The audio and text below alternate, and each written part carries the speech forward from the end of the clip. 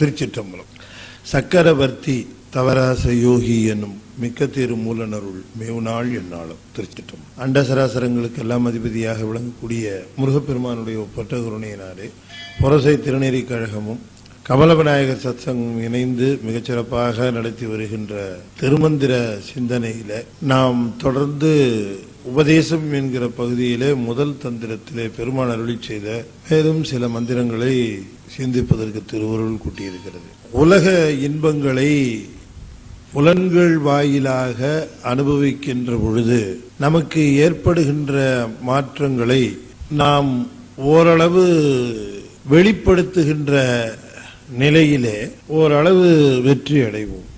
ஆனாலும் கூட அந்த அனுபவத்தை முழுமையாக சொல்ல முடியாமல் நாமே தவித்து போவது உண்டு. ஒரு உணவை சாப்பிடுகிற பொழுது ஏற்படுகின்ற அனுபவமோ, அல்லது ஒரு திரைப்படத்தை பார்க்கிற பொழுது ஏற்படுகின்ற அனுபவமோ, அல்லது ஒரு நல்ல பாடலை கேட்கின்ற பொழுது ஏற்படுகின்ற அனுபவமோ, நாம் மற்றவருக்கு விளக்கி சொல்லுகிற பொழுது நாம் இது மிக இன்பமாக இருந்தது, இந்த பாடலை கேட்கின்ற பொழுது, இந்த உணவை சாப்பிடுகின்ற பொழுது மிக இன்பமாக இருந்தது, இந்த காட்சியை காணுகின்ற பொழுது மிக இன்பமாக இருந்தது என்று நாம் அவர்களுக்கு ஓரளவு விளக்கி சொல்லுவோம். அப்படியா, ரொம்ப நல்லா இருந்ததா என்று அவர்கள் கேட்டால், ஆமா ரொம்ப நல்லா இருந்துச்சு, அற்புதமா இருந்துச்சு, இதெல்லாம் நீயே போய் பார்த்தாதான் தெரியும் அப்படின்னு சொல்லிடுவோம். நீ எத்தனையோ கடையில ரவா தோசை சாப்பிட்டுருப்ப, நீ ஆரியபவன் ரவா தோசை சாப்பிட்டு பாரு, நீ சாப்பிட்டாதான் உனக்கு தெரியும். நீ எத்தனையோ பேர் பாடல்களை கேட்டிருப்ப, ஆனாலும் நீ தேவாரம் தர்மபுரத்தார் பாடும்போது கேட்டுப்பாரு, அது தனி இன்பையா. நீ எத்தனையோ காட்சிகளை பார்த்திருக்கலாம், ஆனா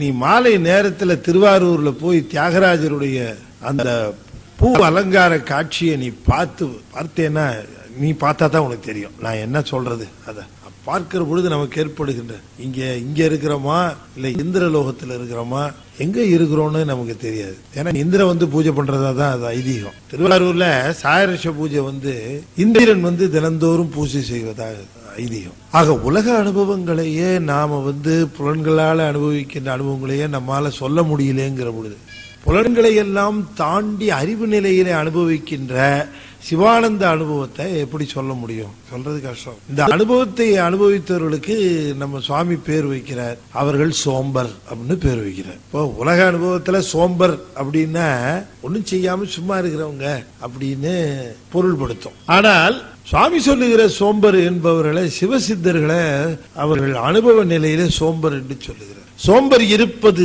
சுத்த வெளியில, சோம்பர் கிடப்பது சுத்த வெளியில, சோம்பர் உணர்வது சுருதி முடிந்திடம், சோம்பர் கண்டார் அச்சுருதி கண் தூக்கமே என்று அதை பேசுகிறார். ஏற்கனவே சோம்பல், இதுல தூக்கம் வேற. சோம்பர் கண்டார் அச்சுருதி கண் தூக்கமே அப்படிங்கிறார். சுத்த வெளி அப்படின்னு சொல்றார். சுத்த வெளி. இப்ப நாம பஞ்சபூதங்கள்ல பார்க்கிற ஒரு வெளி ஒண்ணு இருக்கு. மண்ணு, நீரு, தீ, வழி, வெளி. இது எப்படி சொல்லுவாங்கன்னா ஒளி, வழி, வெளி அப்படின்னு சொல்லுவாங்க. இந்த தீ, காற்று, ஆகாசம். இந்த நுட்பம் பாத்தீங்கன்னா மண்ணு தூளமா இருக்கும், நீர் அதை விட கொஞ்சம் சூட்சமோ, நீரை விட தீ சூட்சமோ, தீயை விட காற்று சூட்சமோ, காற்றை விட ஆகாது. மண்ணை தீண்டி அறியலாம், நீரை தீண்டலாம் அகப்படாது.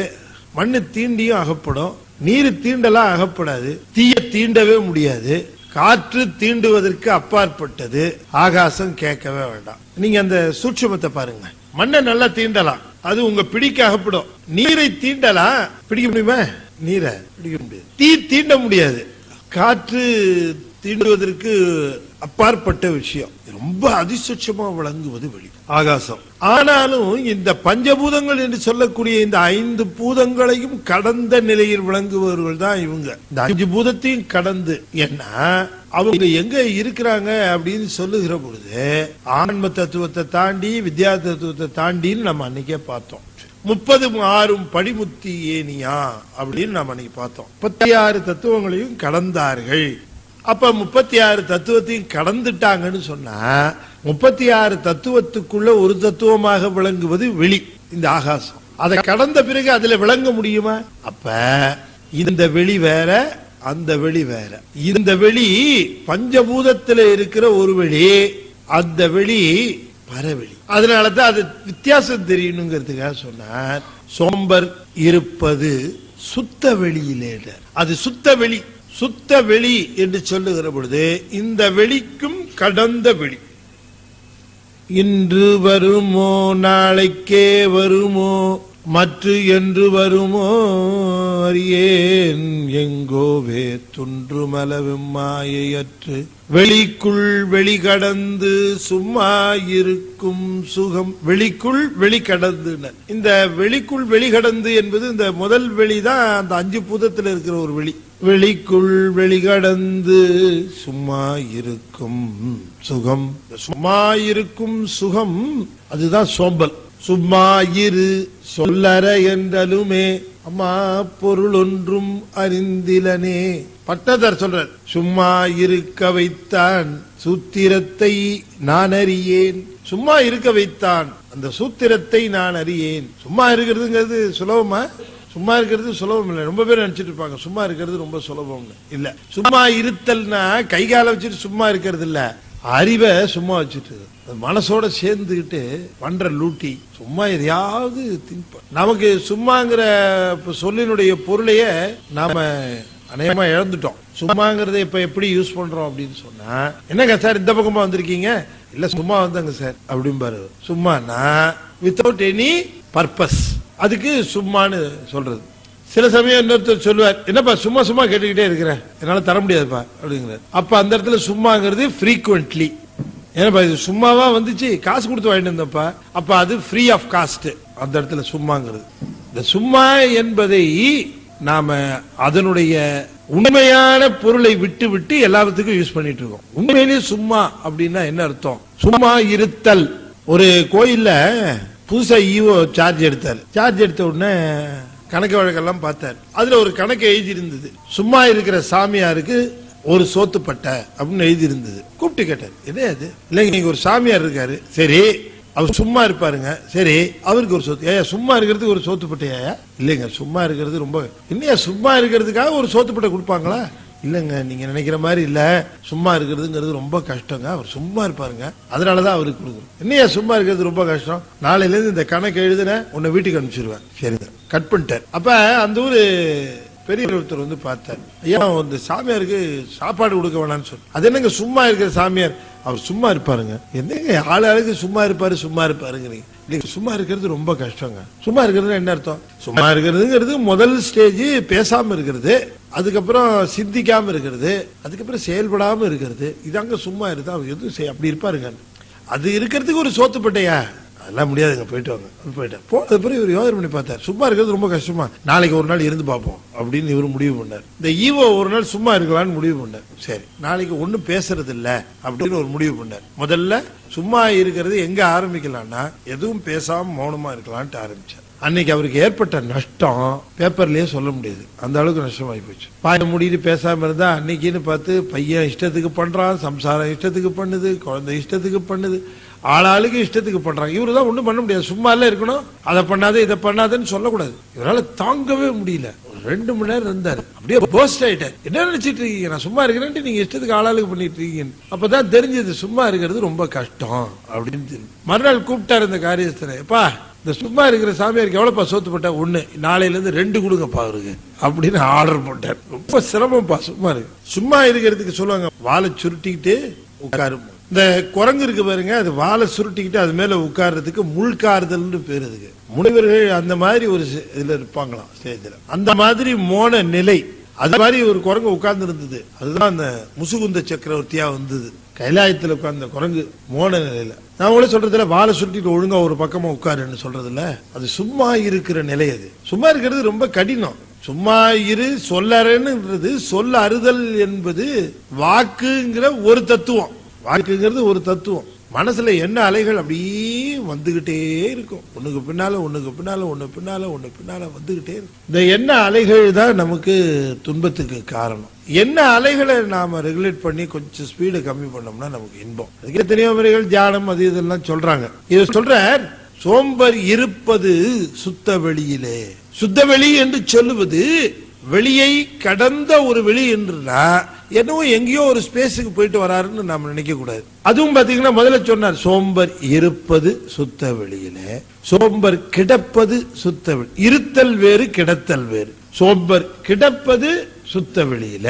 சோம்பர் உணர்வது சுருதி முடிந்திடம், சோம்பர் கண்டார சுருதி கண்டு.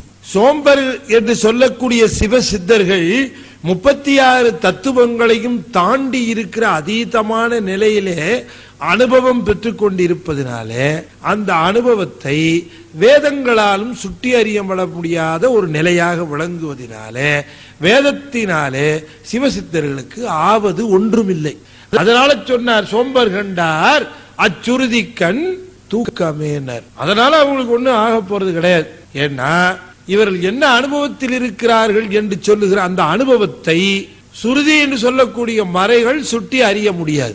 ஏன்னா மறை என்று சொல்லுவது கூட நாதம் என்கிற தத்துவத்துக்கு உட்பட்டது, ஒலிக்கு உட்பட்டது. மறை என்று சொல்லுவது ஒலிக்கு உட்பட்ட உபதேசம், ஒலியை கடந்த உபதேசம் தான் நம்ம தட்சிணாமூர்த்தி பண்ண உபதேசம் நால்வருக்கு. அங்க ஒலிக்கு வேலை இல்ல.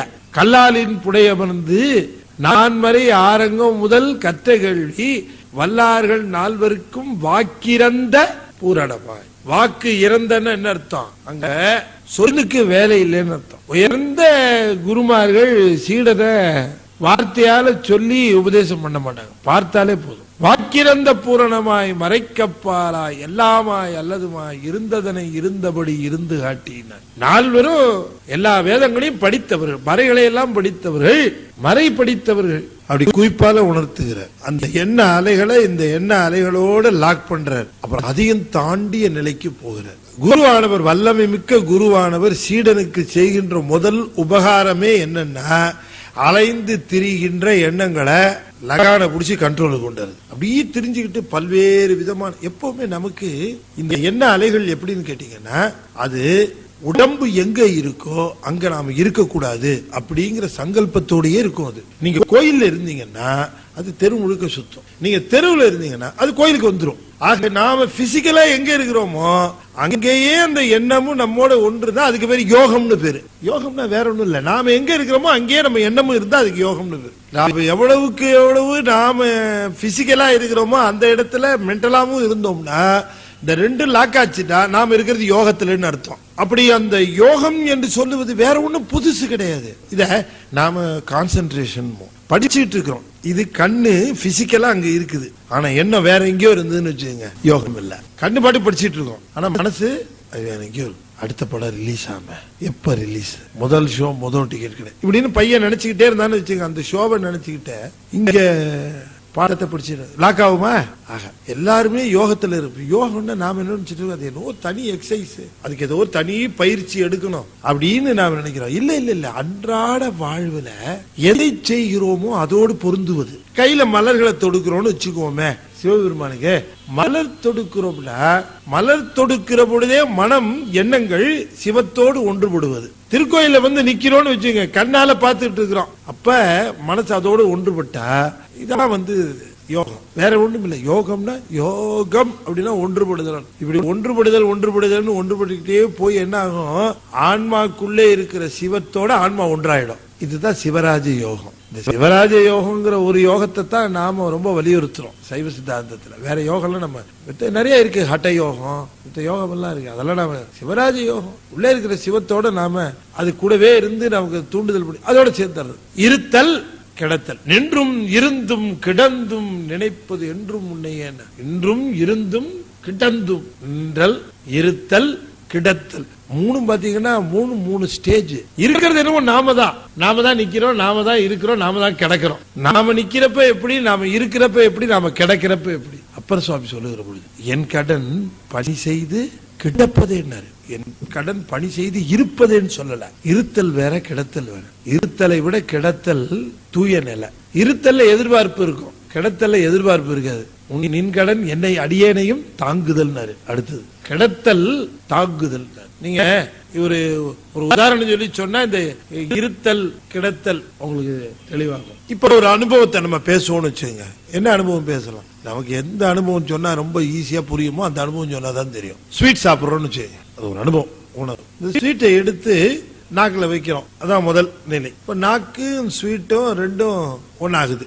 இந்த நிலைக்கு பேரு நிற்றல்னு பேரு. இப்ப சுவைய அறிவு உணர ஆரம்பிக்குது. இது நல்ல திதிப்பா இருக்குது, இது நேத்து சாப்பிட்ட மாதிரி இல்ல இது போன வாரம் சாப்பிட்ட மாதிரி இருக்கு, இப்படி எல்லாம் ஒரு இந்த அறிவு இது இருத்தல்னு பேரு. இப்ப கிடத்தல் என்பது இதை இரண்டையும் தாண்டி அந்த சுவையோடே ஒன்றாக எல்லாவற்றையும் மறந்து கிடத்தல். நின்றது இருந்தது இரண்டையும் கடந்து நிற்கிற நிலை. அதனாலதான் இருத்தல் துரியம்னா கிடத்தல் துரியாதீதம். அப்ப அங்க என்ன அப்படின்னு கேட்கிற பொழுது இது இன்ன சுவை, இது இப்படி இருந்தது என்ற அனுபவத்தை பேசுகிற நிலை இருத்தல், அனுபவத்தை பேசா நிலை கிடத்தல். என்ன அனுபவம்னே தெரியாம அது கிடக்கிறது, அது கிடத்தல் பேரு. சோம்பர் இருப்பது சுத்த வெளியில, சோம்பர் கிடப்பது சுத்த வெளியில. அந்த சுத்த வெளி என்பது என்ன அப்படின்னு கேட்டா ரொம்ப அற்புதம். என்ன அப்படின்னு கேட்டீங்கன்னா, நாம என்ன ஃபீல் பண்றோமோ நாம இருக்கிற இடம் டிரான்ஸ்ஃபார்ம் ஆகும். அதுதான் இந்த உலகத்தினுடைய அதிசயம். இப்ப நீங்க ஒன்றை பார்க்க வேண்டும் என்று சொல்லுகிற பொழுது அது அங்க வருதுன்னு அர்த்தம் இல்ல. எந்த இடத்துல இருக்கிறீர்களோ அந்த இடம் அதுவா மாறும். ஒரு புள்ளி பெருசாக விரிக்கப்படும், பெரிதா இருக்கிற ஒன்று ஒரு புள்ளி ஆக்கப்படும். மயிலாப்பூர்ல ஒரு சித்தர் இருந்தாராம். அவங்க யாருக்குமே சித்தர்னு தெரியாது. ரொம்ப நெருங்கினவங்களுக்கு ஒன்னு ரெண்டு பேருக்கு தெரியும். சித்தர்கள் காலத்தை கடந்தவர் தெரியுமில்ல. காலம் வித்தியா தத்துவத்துல ஒண்ணு. அவங்க சுத்த வெளியில இருப்பாங்க. சுத்த தத்துவத்துக்கு போனாலே காலத்தை கடந்தாச்சுன்னு அர்த்தம். அவங்களுக்கு காலம் பைண்டிங்கே கிடையாது. அந்த சித்தரு எப்ப பார்த்தாலும் தென்னையில உட்காந்துருப்பார். இந்த குழந்தைங்களை கண்டா அவருக்கு ரொம்ப பிடிக்கும். பசங்களை கண்டா அவங்களோட விளையாடுவார். பக்கத்து வீட்டுல ஒரு பையன், அந்த பையன்கிட்ட இவரு விளையாட்டே கேட்பாரு, டேய் காசி போலாமாடா? காசிக்கா? தாத்தா காசிக்கு எப்படி போறது? டேய் இங்க இருந்து சென்ட்ரல் ஸ்டேஷன் போகண்டா, அங்க இருந்து ட்ரெயின் ஏறி போகணும்டா, ட்ரெயின்ல போய் 2-3 நாள் ஆகும்டா, அதெல்லாம் சுத்தி வரதுக்கு 1 வாரம் ஆகும்டா. அப்படியா தாத்தா? கூட்டு போத்தாதா? சரி அடுத்த வாரம் போலாம்டா. அடுத்த வாரம் வரும். இந்த பையன் போய் கேட்போம், தாத்தா காசி கூட்டு போறேன்னு சொல்லல தாத்தா, போலாமா? காசிக்கு ஸ்கூல்ல இருக்கடா, அடுத்த வாரம் போலாம்டா. என்ன தாத்தா அடுத்த வாரம்ட்டே இருக்கீங்க? ஒரு 2 வாரம் ஆகும். திரும்பவும் போய் கேட்பான், தாத்தா காசி கூட்டு போறேன்னு சொன்னீங்கல்ல? ஆமாடா கூட்டு போறேன்னு சொன்னா. நிச்சயம் கூட்டு போறேன்டா. உன்ன எப்படி கூட்டு போறீங்க? கூட்டு போறேன்டா, ஒரு நாள் போலாம். இப்படியே சொல்லிட்டு இருந்தார். ஒரு நாள் என்னாச்சு, காலையில ஒரு 10-10:30 மணி இருக்கும். திண்ணையில உட்காந்துட்டு இருந்தார். இந்த பழத்தை விட்டு போய் வீட்டுல இருந்து கிளம்பி வேகமா போனேன். டேய் வாடகை அப்படின்னாரு. தாத்தா நான் அவசரமா போறேன். வாடா. என்ன தாத்தா காசிக்கு போலாமா? ஆமா உனக்கு ஒரு வேலையே கிடையாது, எப்ப பார்த்தாலும் காசிக்கு போலாமா அப்புறமா அடுத்த வாரம் போலாம்பா. தானே இல்லடா நிஜமா கேக்குறேன்டா, போலாம்டா. என்ன தாத்தா? இல்ல தாத்தா நான் எதுக்கு போறேன்னு தெரியுமா? எங்க அக்காவை பொண்ணு பார்க்க வந்திருக்காங்க, வெத்தலை பார்க்க வாங்கிட்டு சொல்லி எங்க அப்பா அனுப்பிச்சிருக்கிறாரு. லேட்டா போனா முதுகுல சாத்து விடும், நான் போய் வாங்கிட்டு. டே அதெல்லாம் அப்புறம் வாங்கிக்கலாம்டா, நம்ம காசி போயிட்டு வரலாம்டா. என்ன தாத்தா சொல்ற? நீ வாடா, நீ நான் பேசிக்கிட்டா வாடா. அப்படின்னு கையோட பிடிச்சி இழுத்துட்டு 2 பேரும் சென்ட்ரல் ஸ்டேஷன் போயிட்டாங்க. சென்ட்ரல் ஸ்டேஷன் போய் டிக்கெட்டை வாங்கிட்டு ஒரு ட்ரெயின்ல ஏறி உட்காந்து, தாத்தா நிஜமாவே கூட்டு போறியா? ஆமாண்டா. இந்த பையனுக்கு ஒரே ஜாலி. 2-3 நாள் ட்ரெயின்ல உனக்கு என்ன வேண்டாம் வாங்கி தரேன்டா. சாப்பாடு வாங்கி கொடுத்து கூட்டு போறேன். அங்க காசிக்கு போனா எத்தனை நாள் ஆகும்? 1 வாரம் ஆச்சு. அங்க பக்கத்துல பிரயாக அந்த இடம் இந்த இடம் கஷேத்திரம் எல்லாம் பார்த்து காசி விஸ்வநாதரை தரிசனம் பண்ணிக்க அங்கேயில இறங்கி எல்லாம் தரிசனம் எல்லாம் முடிச்சு திரும்ப ட்ரெயின்ல ஏறிட்டாங்க. திரும்ப தாத்தா 4-5 நாள் ஆச்சு தாத்தா, அப்பா சாத்த போற. டேய் நம்ம நேரம் ஊருக்கா போறோம் நினைக்கிறேன். பின்ன காசிக்கு போனவங்கள ராமேஸ்வரம் போகணும்டா, அதனால நம்ம ராமேஸ்வரம் போறோம். இப்ப தாத்தா என்ன சொல்ற? ஆமா வாணி ஆனது ஆகட்டும்னு விட்டா. ராமேஸ்வரம் கூட்டு போனா ராமேஸ்வரம் போய் ராமலிங்க சுவாமி தரிசனம் பண்ணிட்டு அங்க இருக்கிற மதுரை மீனாட்சி தரிசனம் ஒரு மாதிரியா திரும்ப வந்து சேர்ந்தாங்க. இவனுக்கு அப்படியே குறை நடுக்குது. தாத்தா எங்க அப்பா என்ன பண்ண போறாரோ தெரியல, ஒன்னும் பண்ண மாட்டாரு, கவலைப்படாதரா தாத்தா. என்ன வாங்க அனுப்பிச்சாரு, வெத்தலை பாக்க வாங்க அனுப்பிச்சாரு. நான் ஒரு 10 நாள் கழிச்சு வீட்டுக்கு போறேன், என்ன செய்வார்? ஒண்ணு வேணாம் நீ வா, வெத்தலை பாக்க கேட்டார்ல போய் வாங்கிட்டு வா போனாரு. 10 நாளைக்கு முன்னாடி வெத்தலை பாக்க சொல்லி இப்போ வாங்கிட்டுறதா? டே நீ போய் வாங்கிட்டு வாடா போடா. இந்த பையன் கடைக்கு போய் வெத்தலை பாக்க வாங்கிட்டு வந்தான். காசை திரும்ப வச்சிருக்கல, டிராயர்ல அப்படியே வச்சிருக்கேன் தாத்தா, போய் வாங்கிட்டு போ, வெத்தலை வாங்கிட்டு தான் போ வீட்டுக்குன்னு. தாத்தா என்ன சொல்றேன்? உங்க அப்பா கேட்டா வெத்தலை பாக்கு தானே கேட்பாரு, இதோ வாங்கிட்டு வந்துட்டேன்னு குடு, நீ போ நீ வீட்டுக்கு. உங்க அப்பா ஒண்ணும் பண்ண மாட்டேன் நான் பார்த்து. இந்த பையன் வெத்தலை பாக்கு எடுத்துட்டு வீட்டுக்குள்ள போனா வாசல்லையே நிக்கிறாரு உங்க அப்பா. ஏண்டா வெத்தலை பாக்கு வாங்க சொன்னா எத்தனை நாளிடா அப்படின்னு கேக்குறாரு. பொண்ணு பார்க்க வந்தவங்க எல்லாம் வீட்டுக்குள்ளேயே உட்கார்ந்து இருக்கிறாங்க. இந்த பையனுக்கு ஒண்ணுமே புரியல. 10 நாளைக்கு முன்னாடி பார்த்தவங்க யார் யார் அந்த வீட்டுக்கு வந்திருந்தாங்களோ அத்தனை பேரும் அங்கேயே அமர்ந்திருந்தாங்க. வெத்தலை பாக்கு வாங்கறதுக்கு இவன் போயிட்டு திரும்ப வரத்துக்கு 10 நிமிஷம் ஆனது மாதிரி காத்துக்கிட்டு இருக்கிறாரு உங்க அப்பா. வந்தவனு சொல்றார், 10 நிமிஷம் ஆடா வெத்தலை பாக்கு வாங்கறதுக்கு, கொண்டாடா இங்க அப்படின்னு வாங்கிட்டு உள்ள போனார். பையனுக்கு ஒண்ணுமே புரியல. 10 நிமிஷத்தை 10 நாளா விரிச்சார் அந்த சித்தர். சூட்சமத்தை தூலமாக விரிக்கக்கூடிய வல்லமையும் தூலத்தை சூட்சமமாக செய்யக்கூடிய வல்லமையும் உடையவர்கள் சிவசித்தர். நமக்கு இது ஒரு பெரிய சமாச்சாரமா தெரியுது. எங்க இருக்கிறாங்களோ அந்த இடத்தை தான் அவர்கள் சிவலோகமாக உணர்கிறார்களே தவிர சிவலோகம் என்பது புதுசாக கூட்டி கொண்டு போய் காட்டுறாருன்னு நினைக்க கூடாது. சிவானுபவம் என்பது இருந்த இடத்திலேயே சிவத்தை அனுபவித்தல். ஒரு இன்ச்சு கூட நகர மாட்டாங்க. சிவானந்தம் ஏதோ ஒரு ட்ரெயின்ல கூட்டு போய் அங்கிருந்து பிளைட்ல கூட்டு போய் காட்டுவாங்க போல இருக்கு அப்படின்னு நீங்க என்ன கூடாது. சிவானுபவம் சிவானந்தம் அதை அனுபவித்தவர்கள், அந்த அனுபவ நிலைக்கு போனவர்கள், அந்த அனுபவத்தை உணர்ந்தவர்கள், அது இன்னது என்று சொல்ல முடியாத அவ்வாறு அறிகின்றார். அறிகின்றதலால் எவ்வாறு ஒருவருக்கு இசைவிப்பதுவே செவ்வான் உருவில் திகழ் வேலவன் அன்று ஒவ்வாததென அறிவித்ததுதான். ஒவ்வாததுன்னா அன்ஈக்குவட்டபிள், அன்பேரலல், இணை சொல்ல முடியாது, ஒப்பு சொல்ல முடியாது. ஒவ்வாததென அறிவித்தது அவ்வாறு அறிகின்றார். அறிகின்றது அலால் எவ்வாறு ஒருவருக்கு இசைவிப்பதுவே. That is something. சார் அது இல்ல நமக்கெல்லாம் அது கிடைக்குமா சார்? இல்ல ஒரு சிலர் சாராருக்கு தான் கிடைக்கும். பைத்தியக்கார உனக்குள்ளேயே இருக்குதேடா அது அந்த பவர். அதை உணர்வதுதான் இது சிவானந்தம் சிவானுபவம்ங்கிறது. சிவானுபவம் என்பது என்ன? உள்ளே இருக்கிற சிவத்தை உணர்தல். சிவானந்தம் என்பது என்ன? சிவத்தை உணர்கிற பொழுது ஏற்படுகிற நிலை. அவ்வளவுதானே. சிவானுபவம் சிவானந்தம். அனுபவம் ஆனந்தம். அனுபவம் நெறி, ஆனந்தம் டெஸ்டினேஷன். அனுபவத்தினாலே விளைவது ஆனந்தம். சொல்லனாத ஒரு பேரானந்தம் விளையும். அப்படின்னா இந்த பேரானந்தத்துக்கு தான் நாமெல்லாம் பேய அலைஞ்சிட்டு இருக்கிறோம். நாமெல்லாம் எதுக்கு அலைகிறோம்?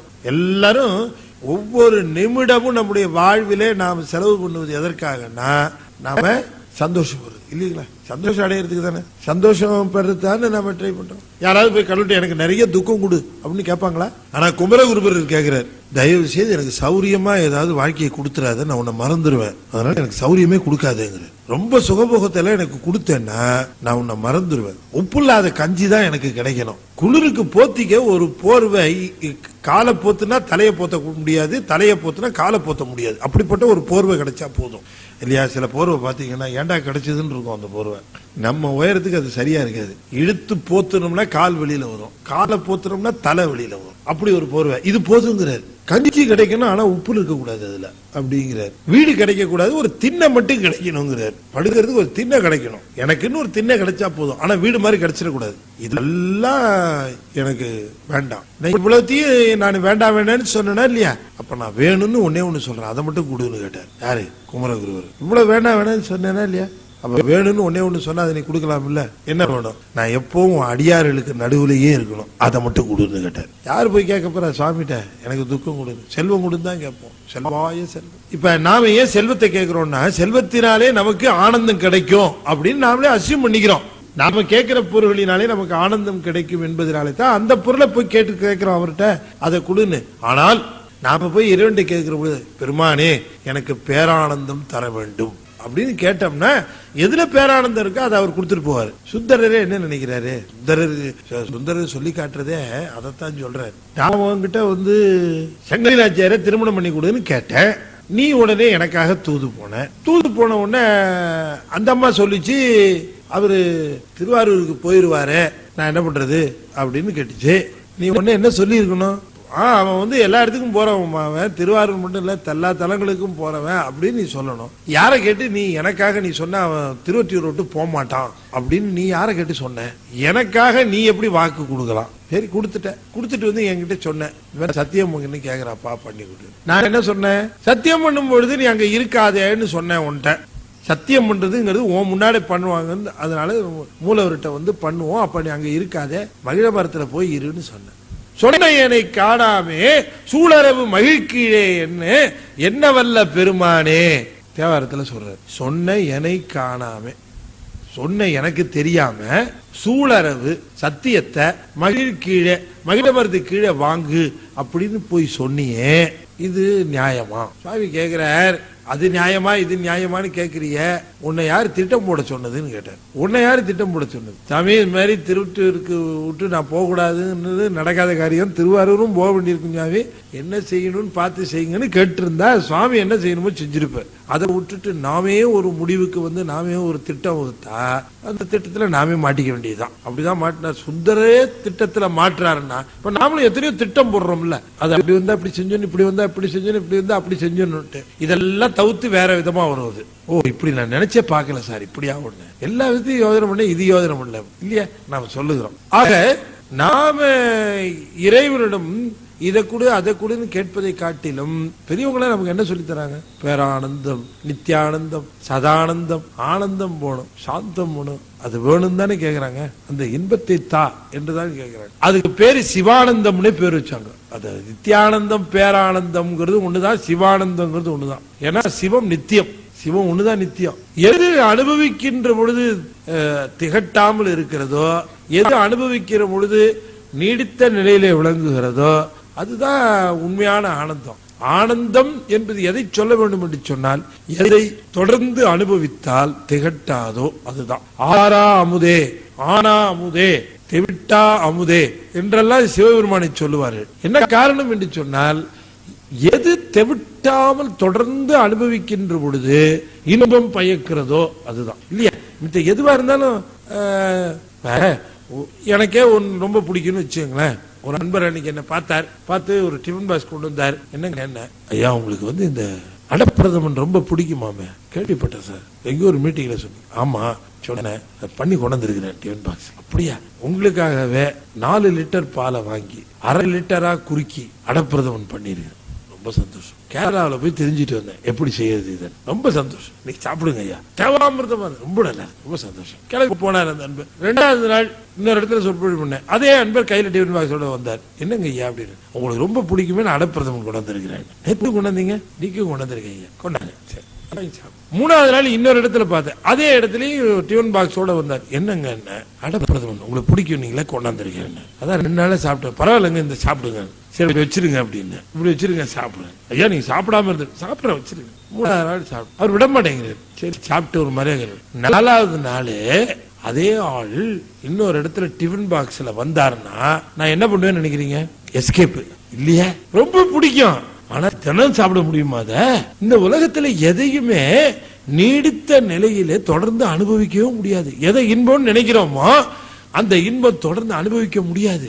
எது ஒன்று தொடர்ந்து அனுபவிக்க அனுபவிக்க அனுபவிக்க தெவிட்டாமல் திகட்டாமல் தொடர்ந்து அந்த இன்பத்தை அனுபவிக்க வேண்டும் என்று எண்ணுகிறோமோ அந்த அனுபவம் தான் சிவானந்தம். அது ஒண்ணுதான் வேணாம் திகட்டுதுன்னு சொல்லாத ஆனந்தம். அப்ப அதுக்குத்தான் அதுக்கு பேரு சதானந்தம், நித்தியானந்தம், பேரானந்தம், சிவானந்தம் என்றெல்லாம் எதுக்கு அதுக்கு சொல்லுகிறார்கள் சொன்னா, அற்புதமா ஆனாமுதே என்று ஏன் அதை சொல்லுகிறார்கள் என்று சொன்னால், எந்த அதனாலதான் உன் அடியின் கீழ் இருக்க என்றார். அப்ப அந்த அமுதத்தை தர தர பெற்று இது நுகர நுகர நுகர அதிலே எந்த விதமான திகட்டுதலும் இல்லாமல் அந்த அமுதத்தை அனுபவித்துக் கொண்டிருக்கும்.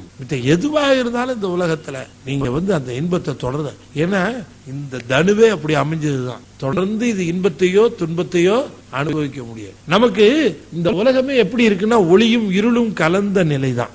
ஒளி மட்டும் இருந்து நம்மால இங்க தாக்காட முடியும், இருளும் வேணும் நமக்கு. இருள் இல்லைன்னா நம்மளால சமாளிக்க முடியாது. வெறும் ஒளி மட்டும் நமக்கு துணை செய்யும் நீங்க நினைச்சிடாதீங்க. நான் சொன்னா உங்களுக்கு புதுசா இருக்கும். இந்த கார் ஓட்டுறவங்களுக்கு எல்லாம் தெரியும், வண்டி ஓட்டுறவங்களுக்கு எல்லாம் 4 வீலர் ஹைவேஸ்ல போகிற பொழுது பாத்தீங்கன்னா எய்தாப்ல இருக்கிற லைட் அடிச்சான்னா உங்களுக்கு முன்னால இருக்கிறது ஒண்ணுமே தெரியாது. அதே நேரத்தில் அவன் லைட் ஆஃப் பண்ணான்னு வச்சுங்க, டிம் பண்ணி பிரைட் பண்ணுவான். ஆஃப் பண்ணான்னு வச்சுங்க, டக்குன்னு அப்பதான் பளிச்சுன்னு தெரியும். அந்த இருள்ல தான் மற்ற பொருள் என்னங்கிறது தெரியும். அவனுக்கு லைட் அடிச்சான்னு வச்சுங்க நம்ம ஆக்சிடென்ட் தான் ஆகணும். இங்க ஒளியும் இருளும் கலந்து இருந்தா தான் நம்மால காண முடியும். வெறும் ஒளி மட்டுமே இருந்து வச்சுங்க, ஒருத்தர் இவ்வளவு ஒரு 1000 வாட் பல்பு எடுத்து அப்படி பிடிச்சி உங்க மூஞ்சில காட்டினான்னு வச்சுங்க, உங்க மூஞ்சி வேணா அவருக்கு தெரியும், அவர் யாருன்னு உங்களுக்கு தெரியாது, நிச்சயமா தெரியாது. ஓரளவு ஒளிதான் நமக்கு துணை செய்யும். அதுபோல இது இன்பத்தையும் துன்பத்தையும் சேர்ந்த அனுபவம். இன்பம் மட்டுமே அனுபவிக்கிறதுன்னு ஒரு உடம்பு, அது சொர்க்கத்துக்காக கொடுப்பாராம். துன்பம் அனுபவிக்கிறதுக்குன்னே தனி உடம்பா, அதை நரகத்துக்கு கொடுப்பாராம். இப்படி தனு மாறி மாறி வரும் என்று நம்முடைய ஆகமங்கள்ல சொல்லப்பெற்று இருக்கு. அன்பர்களே, கருவிகரணங்களினாலே அனுபவிக்கின்ற இன்பங்களை கடந்து போய் அவர்கள் அனுபவிப்பார்கள். அவர்களுக்கு உலகார்த்தமா எந்த விதமான ஆர்வமும் இருக்காது. இந்த உலகத்துல அவர்களுக்கு நீங்க எப்படி ஒரு சோம்பேறிக்கு பணம் சம்பாதிக்கணும்னு ஆசை இருக்காது, வீடு கட்டணும்னு ஆசை இருக்காது, சொத்து சேர்க்கணும்னு ஆசை இருக்காது, பேங்க் அக்கௌண்டா, ஏன் உங்களுக்கு எல்லாம் இந்த உலக விஷயத்துல அவனுக்கு ஆசை இருக்காது. அதே போலவே இவர்களுக்கும் உலகார்த்தமாக அந்த விதமான ஈடுபாடு இருக்காது. தூங்கி கண்டார் சிவலோகம் தம்முளே அப்படின்னு. இப்ப தூங்கிட்டு இருக்க ஒருத்தர், யோகத்தில் இருக்காரு ஒருத்தர், ரெண்டு பேரையும் பார்த்தீங்கன்னா நீங்க பார்வைக்கு ரெண்டு பேரும் கிட்டத்தட்ட ஒன்னாதான் இருப்பாங்க. ரெண்டு பேருமே செயல் இல்லாம இருப்பாங்க. அந்த யோக நிலை, அந்த தூக்க நிலை ரெண்டையும். சில சமயம் பாத்தீங்கன்னா உங்களுக்கு பள்ளி அனுபவம் இருந்திருக்கும். பள்ளிக்கூடங்களில் படிக்கிற பொழுது மதிய உணவு சாப்பிட்டுட்டு வந்துட்டா அந்த முதல் அவர் இருக்கு பாருங்க, அது தமிழ் கிராமரா வேற வச்சிருவான். அது தேர்ந்தெடுத்தே வைப்பான். காலையில ஃபர்ஸ்ட் அவர் இங்கிலீஷ் கிராமர், இங்கிலீஷ் வச்சிருவோம். டைம் டேபிள் எவ்வளவு ஓர வஞ்சகம் பாருங்க. வைக்கும் போதே நீங்க ஸ்கூல் டைம் டேபிள் பாத்தீங்கன்னா மார்னிங் ஃபர்ஸ்ட் அவர் இங்கிலீஷ், இங்கிலீஷ் கிராமர், மத்தியானம் ஃபர்ஸ்ட் அவர் தமிழ், தமிழ் கிராமர். அந்த ஃப்ரண்ட் பெஞ்சில் இருக்கவெல்லாம் சுத்த யோகம் தான். அப்படி பாப்பான் வாத்தியார. அவன் ஒரு டெக்னிக் வேற கத்து வச்சிருப்பான். என்னன்னா கண்ணை திறந்துகிட்டே தூங்குறது. வாத்தியாருக்கு ஏக சந்தோஷமா இருக்கு. இப்படி மாணவர்கள் இருக்கிற பொழுது எனக்கு என்ன கவலை அப்படின்னு அப்படியே பார்த்துட்டு இருப்பான். அப்படியே வெறிக்க பார்த்துட்டு இருப்பான். சும்மா முழு தியானம் தான். அப்படியே வேறுபட வந்த ஓமம் என்னடா அப்படி சார் சார் அப்படி அப்பதான் வருவான் அந்த உலகத்துக்கே. இந்த தூங்கி கண்டார் சிவலோகம் தம்முள்ளேன்னு அடுத்த பாட்டுல சொல்றாரு பாருங்க. இந்த தூங்குறவனுக்கு யோகத்தில் இருக்கிறவங்களுக்கு என்ன வித்தியாசம் அப்படின்னு கேட்டா, தூங்குறவர்களுக்கு கரணங்கள் ஒடுங்கி இருக்கும், யோகத்தில் இருக்கிறவங்களுக்கும் கரணங்கள் ஒடுங்கி இருக்கும். தூங்குறவனுக்கு இந்திரியங்கள் ஒடுங்கி இருக்கும், யோகத்தில் இருக்கிறவங்களுக்கு இந்திரியங்கள் ஒடுங்கி இருக்கும். ரெண்டு ஒன்னா தானே. ஆனால் தூங்குறவனுக்கு அறிவும் தூங்கிட்டு இருக்கும், யோகத்தில் இருக்கிறவங்களுக்கு அறிவு விழித்து கொண்டு இருக்கும். அவ்வளவுதான் வித்தியாசம். அறிவு விழித்த நிலையிலே இருப்பாரு. இப்ப நாம உடம்பு கொஞ்சம் டயர்ட் ஆயிடுச்சு, தூங்கிறோம். தூங்கினவனே நமக்கு எந்த அனுபவமும் கிடையாது இல்லீங்களா? ஏதாவது அனுபவம் இருக்கா? இல்ல, ஒரு அனுபவம் கிடையாது. தூங்குற உடம்பு கண்ணு வீழ்ச்சிட்டு இருக்கிற பொழுது, நாம பார்த்துட்டு இருக்கிற பொழுது, உறக்க வரத்துக்கு முன்னாடி எல்லா அனுபவமும் இருக்கு. பார்ப்போம், பேசுவோம் எல்லாம். ஆனா உடம்பு தூங்கிடுச்சு, ஒரு அனுபவமும் கிடையாது. அப்படித்தான் நாம. ஆனா யோகியர் இருக்கிறார்களே, அவர்கள் உடம்புதான் உறங்கிய நிலையில இருக்கும், ஆனா அறிவு விழித்த நிலையில இருக்கும். எப்படின்னு பாருங்க. நான் ஒரு உதாரணம் சொன்னா உங்களுக்கு டக்குன்னு புரிஞ்சிடும். இப்ப வீட்டுல கரண்ட் இருக்கிற வரைக்கும் லைட் இருக்கும், ஃபேன் ஓடும், டிவி ஓடும் இல்லீங்களா? கரண்ட் போச்சுன்னா எல்லாம் போடும். ஆனா கரண்ட் இருக்கிறப்பவே நீங்க ஒரு பேட்டரியை சார்ஜ் பண்ணி வச்சுக்கிட்டே இருந்தீங்கன்னு வச்சுக்கோங்க, கரண்ட் போனதுக்கு அப்புறம் டக்குன்னு அந்த பேட்டரியில லைட்டு, ஃபேனு எல்லாம் ஓடிட்டு இருக்கும். இதுக்கு பேர் இன்வெர்டர்னு ஒண்ணு கண்டுபிடிச்சு வச்சிருக்கிறோம். இப்ப இந்த இன்வெர்டர் என்ன பண்ணும், அதுல ஒரு பேட்டரி இருக்கும். இந்த பேட்டரி என்ன பண்ணும், கரண்ட் இருக்கிற பொழுதே அதுல சார்ஜ் ஆகிட்டே இருக்கும். கரண்ட் போயிடும், மொத்தமா கரண்ட் போனாலும் கூட உடனே இன்வெர்டர்ல இருந்து சார்ஜ் அந்த லைட்டு, ஃபேன் எல்லாம் போய் லைட் எரியும், ஃபேன் எரியும், எல்லாம் பண்ணிட்டு இருக்கும். இப்ப நமக்கெல்லாம் எப்படின்னா, உடம்புங்கிற மின்சாரம் இருக்கிற வரைக்கும் லைட் எரியும், கண்ணு தெரியும், காது கேட்கும், எல்லாம் பண்ணி அனுபவம் நிகழ்ந்து கொண்டு இருக்கும். ஆனால் உடம்போடு இருக்கிற தொடர்பு அறுபட்ட உடனே, மின்சாரம் பவர் சப்ளை கட் ஆனச்சுன்னா உடனே நம்ம டார்க்னஸ்க்கு போயிடுவோம். ஆனா ஞானிகளுக்கு அறிவுங்கிற பேட்டரி உடனே க்ளோ ஆகி உள்ள அனுபவமானது தொடர்ந்து அவர்களுக்கு நிகழ்ந்து கொண்டே இருக்கும், உடம்பு ஓய்வு பெற்றாலும் கூட. இதுதான் அறிவு விழித்த நிலை அவர்களுக்கு. இதைத்தான் சொல்லுகிறார், தூங்கி கண்டார் சிவலோகம் தம்முள்ளே. தூங்கி கண்டார் சிவ யோகம் தம்முள்ளே. தூங்கி கண்டார் சிவபோகம் தம்முளே. தூங்கி கண்டார் நிலை சொல்வது எவ்வாறே அப்படின்னு கேட்கிறார். தூங்குனா காண முடியுமா? தூங்குனவனே முதல்ல போறதே பார்வதானே, கண்ணுதான் முதல்ல சொக்கி விடும். தூங்க ஆரம்பிச்சிட்டாரியா அப்படின்னு சொல்றாரு. காதை வச்சு கண்டுபிடிக்க முடியுமா ஒருத்தர் தூங்கிட்டாருன்னு? இல்லையா? கண்ணை வச்சுதானே கண்டுபிடிக்கிறோம். கண்ணு தூங்க ஆரம்பிச்சிட்டாரு கண்ணு. ஆனா இவர் சொல்றாரு தூங்கி கண்டாராம். தூங்குனதுக்கு அப்புறம் எப்படி காணுவது? அவர்கள் தூங்கினாலும் காண்பார்கள். சில பேர் தூங்காம இருந்தாலே தூங்குவான், கண்ணெல்லாம் முடிச்சிட்டு இருக்கோம், உடம்பு என்னையா இது சார், எப்படி அடிச்சானே தெரியல சார், செக்கிங் தட்டின மாதிரி தட்டிட்டு போயிட்டா சார், நான் முடிச்சிட்டு இருக்கிற போதே அடிச்சிட்டான் சார், முடிச்சிட்டு இருக்கிற போதே அடிச்சிட்டான், பேசிக்கிட்டே இருந்து அடிச்சிட்டான் சார் என்றெல்லாம் நாம உலக நடையில பேசுகிறோம்.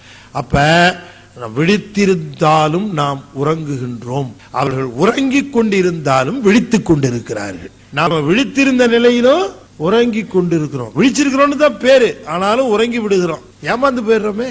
ஆனாலும் அவர்கள் உறங்கிக் கொண்டிருந்தாலும் விழித்த நிலையிலே இருக்கிறார்கள். தூங்கி கண்டார் சிவலோகம் தம்முள்ளே. சரியினாலே வருகின்ற பயனையும் அனுபவிக்கின்றார்கள், கிரியையினாலே வருகின்ற பயனையும் அனுபவிக்கின்றார்கள், யோகத்தினாலே வருகின்ற பயனையும் அனுபவிக்கின்றார்கள், ஞானத்தினாலே வருகின்ற இன்பத்தையும் அதான் சிவபோகம். அவர்கள் நிலையை எவ்வாறு சொல்வது? அவர்கள் சித்தர்கள் அவங்க திருக்கோயில திருப்பணி செய்வார்கள். பெரும்பாலான சிவசித்தர்கள் பூஜை நிலையை கடந்த நிலையிலே விளங்குவார்கள்.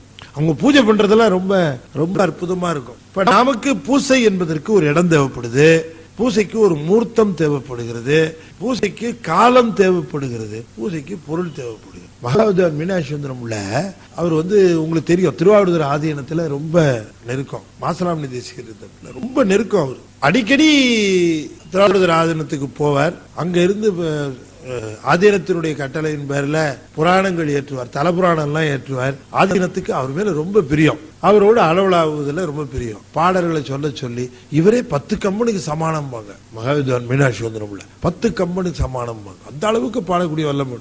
திருப்பெருந்துறை புராணம் எல்லாம் ரொம்ப அற்புதமா பாடியிருக்காரு சுவாமி அவரு மகாவித்வான் மீனாட்சி. நாம தான் அவரை சரியா போற்றல, ரொம்ப அற்புதமா பாடியிருக்காரு திருப்பெருந்துறை புராணம் எல்லாம். அவரு ஒரு சமயம் மடத்துக்கு போயிருந்தார். அவர் படத்துக்கு போயிருந்த பொழுது போய் சேர்ந்த நேரம் ஒரு 7:30 8 மணி இரவு. பூஜை பண்ணிட்டு தான் சாப்பிட போவார். அந்த நேரம் குளிச்சுட்டு அந்த பூஜை பண்றதுக்காக போற நேரத்துல ஆதீனம் நேரம் வந்துருச்சு. இருக்கிற இடத்துல சாப்பிட்டீங்களா இல்லையா, சாப்பிடு வாங்க ஒன்னா உட்காந்து சாப்பிடலாம் வாங்க அப்படின்னு கையோட கூப்பிட்ட உடனே இவரு கிளம்பிட்டாரு. அவரோட கிளம்புனாலும் பூஜை பண்ணலையே சுவாமிக்கு, நாம பூஜை பண்ணிட்டு தானே சாப்பிடும். அவர்கிட்ட ஆதீனத்துல சொல்றதுக்கு கஷ்டமா இருக்கு. நான் பூஜை பண்ணிட்டு தான் வரணும், அதுவும் தடுக்க சொல்றதுக்கு தடை சொல்றதுக்கு தான் இருக்கு. ஆதீனம் ரொம்ப ஆர்வமா கூட்டிட்டு போகுது. சரின்னு சாப்பிட கூட போட்டு ஆதீனம் முன்னால போயிட்டு இருக்கு, இவர் பின்னால போறாராம். போறவரு என்ன பண்றார், அந்த ஒரு ஒத்த பாதை மாதிரி சிமெண்ட் ரோடு போட்டு 2 பக்கமும் செடிகளும் கொடிகளும் இருக்குது, மரம் இருக்குது. அந்த பாதை வழியா போய் இவர் தங்கி இருக்கிற இடத்துக்கும் அங்க சாப்பாடு இடத்துக்கு கூட்டு போறாரு. இவர் என்ன பண்ணார், போகும்போதே ஒரு மரத்துல இருந்து ஒரு 4 இலைய பிரிச்சு சிவார்ப்பணம் அப்படின்னு போட்டார். அதான் பூஜை. என்ன பண்றது, வேற வழி இல்ல, ரொம்ப முடியாத நிலை. சுவாமியை நினைச்சார், தான் பூஜை பண்ற சுவாமியை மனசுல நினைச்சுக்கிட்டார். சிவார்ப்பணம்னு போறது அப்படியே போட்டார். அந்த இலை நல்லா நீளமா இருக்குமா, வேற என்ன இலையோ தெரியல அவருக்கு. அதை பறிச்சார், போட்டார். ஆதீனத்தோட சாப்பிட்டார். அப்புறம் அவங்க பேசிட்டு இருந்தாங்க. ஆதீனம் ஒரு 9:30 மணிக்கு அவரை விடுதலை பண்ணிச்சு. 9:30 மணிக்கு விடுபட்டு வந்தார். தான் இடத்துக்கு வந்தார். வந்துட்டு படுக்க போறதுக்கு முன்னாடி எப்போ பூஜை பண்ணுவார்ல அந்த முகூர்த்தம், அதை இன்னைக்கு பார்த்துட்டு பூஜை பண்ணலையே, அதை பார்த்துட்டு பண்ணிட்டு அந்த பெட்டியை அப்படி திறந்து நமஸ்காரம் பண்றதுக்காக அப்படி நமஸ்காரம் பண்ணார். இந்த பெட்டியை திறந்தா இவர் பிச்சு போட்டாரு பாருங்க, இந்த 4 இலை உள்ள கிடக்குது. அவரே எழுதுறார். நாம நினைக்கிறோம் சிவபெருமான் கொன்றை மலரை சிரசிலே அணிந்து எங்க ஏது அவன் போய் பறிச்சுட்டு வச்சுக்கிட்டானா தலையில, காலில் மலர்கள் கிடந்தன, ஊமத்தமிழ் அவன் என்ன போய் பறிச்சுட்டு போட்டுக்கிறான். இல்ல, சில அடியார்கள் உண்மையிலேயே மனம் உருகி இது சிவபெருமானுக்கு போய் சேரணும், அவர் சூட்டிக்கணும்னு அதை போடுகிற பொழுது இங்க பிசிக்கலா போடுற அந்த சுவாமியினுடைய சிரசில ஏறிக்கும் தானா. பாவனை தான் அனுபவம். இது சுவாமிக்கு அப்படின்னு நினைச்சு செய்கிற பொழுது நேரம் அவருக்கு தான் போய் சேருதுங்கிறது. இதை விட என்ன ஒரு அத்தாட்சி வேணுங்கிறார் மகாவித்வான் மீனாட்சி சுந்தரம் சொல்லுகிற பொழுது சிலிர்த்து போயிட்டேன் ஒரு நிமிஷத்துல. எவ்வளவு ஏழை நான், அருள்ல ஏழை, பக்தியில ஏழை. நான் நினைச்சு சுவாமி உன்னை நான் வழிபட முடியாம போயிடுச்சே, நான் என்ன பண்ணுவேன்னு நினைச்சு அந்த அன்பா ஒரு 4 இலையை பறிச்சு அது போய் அங்க சேர்ந்துருக்குன்னு சொன்ன சுவாமி எடுத்துக்கிட்டார் அப்படின்னு சொன்னா, அனுபவம் என்பது உணர்வு சம்பந்தமானது, இட சம்பந்தமானது அல்ல. சிவலோகம்னா எங்கேயோ இருக்குன்னு இல்ல, இருக்கிற இடம் சிவலோகமாகும். முக்தி என்பது இட சம்பந்தமானது அல்ல, உணர்வு சம்பந்தமானது. ஆன்மா எதை உணர்கிறதோ அதுதான் சொர்க்கம், அதுதான் நரகம், அதுதான் முக்தி.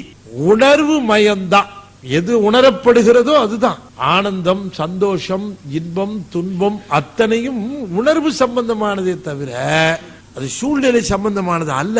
அந்த பாட்டை இன்னும் கொஞ்சம் தெளிவா நாம தொடர்ந்து சிந்திப்போம்னு சொல்லி அத்தனை பேருடைய திருவடிகளை அடியேன் வணங்கி மகிழ்ந்து இந்த அளவில இந்த அற்புதமான ஞான வழி ஏற்பாடு செய்த உங்கள் அத்தனை பேருக்கும் திருமூலருடைய குருவருளும் சிவபெருமானுடைய திருவருளும் இணைந்து கிடைத்து உங்கள் வாழ்விலே எல்லா வளமும் உண்டாகும் என்று சொல்லி நிறைவு செய்கின்றேன். நன்றி, வணக்கம். திருச்சிற்றம்பலம்.